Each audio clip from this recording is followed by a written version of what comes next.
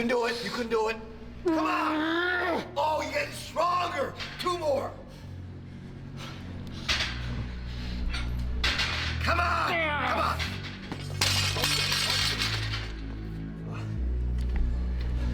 Congratulations. You achieved failure. Failure has been achieved, thank God. Now, the only place to go from failure is to win. You have to achieve failure. You have to take it that far. Nobody wants to go that far. It's too scary. But you know something? I got news for you. That's where winning is.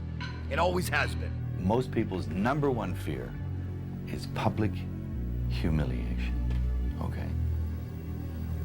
I don't give a fuck anymore. I'm not afraid of it because I've had plenty.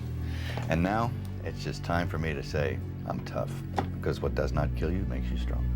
Be the guy who embraces the ugly, the miserable. Be the guy who embraces hard work, the grind. Don't be afraid of being hurt. Don't be afraid of sacrificing some blood. The biggest risk to your future isn't your competition. It's the distractions you insist on keeping in your life, rather than doing the things you know you should be doing but aren't.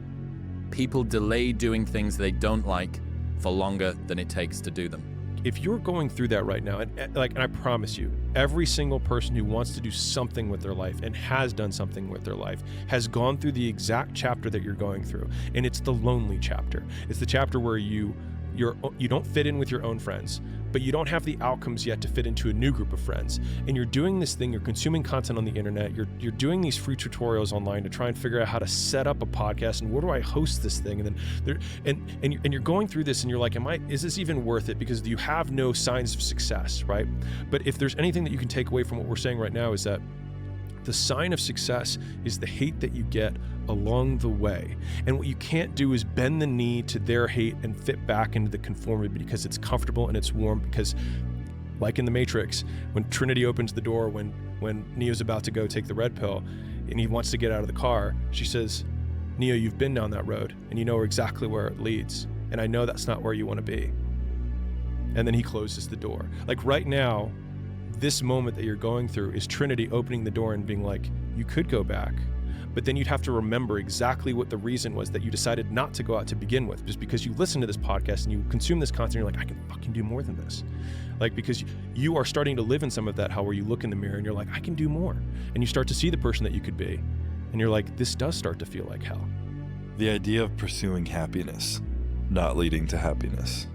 You know, you pursue things that have meaning in life and things that you care about, you know, love, challenges, relationships, and happiness might ensue, but you don't pursue the happiness itself because it's inevitably not going to be there all the time. So if you're just constantly seeking more happiness and it's not there, then you're seeking something that's never going to be there. But if you're able to just stick in what you're doing right now, and in those hard times, believing they're going to lead to good times, it just creates a lot less friction in your life, you know? And I think whenever we're going through a hard time, we just want it to end. But it's those moments that allow us to appreciate the good ones. Why?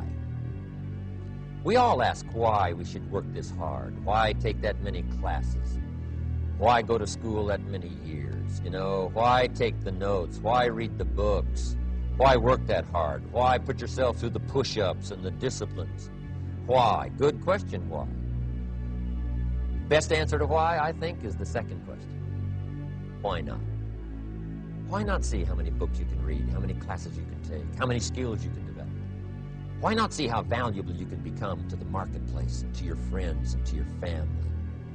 Why not see what you can make of yourself? Why not see how far you can go, how much you can see, how much you can earn, how much you can share? Why not? That's the heritage all of us have. You're up 2-0. What's the story? Are you not happy, or you're only half happy, or? Still to be happy about. You're up 2-0. Job's not finished.